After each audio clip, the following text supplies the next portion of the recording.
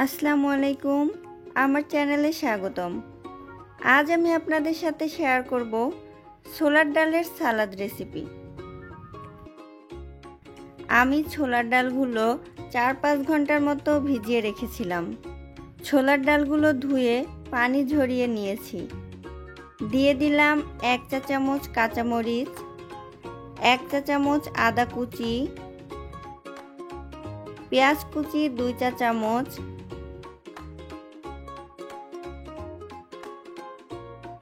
ধনিয়া পাতা কুচি 1 চা চামচ, লবণ স্বাদ মতো, সরিষার তেল 1 চা চামচ। এখন একটা চামচ দিয়ে সব উপকরণ মিশিয়ে নিচ্ছি। আপনারা চাইলে এটি ছোলা দিয়েও করতে পারেন, তবে খোসাসহ ছোলা খেলে অনেকের হজমে সমস্যা হয়, তাই ছোলার ডালই ভালো।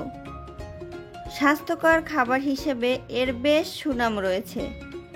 যারা ডায়েট করতে আগ্রহী তারা এটি খেতে পারেন, কারণ এটি অনেক সময় পেটে থাকে।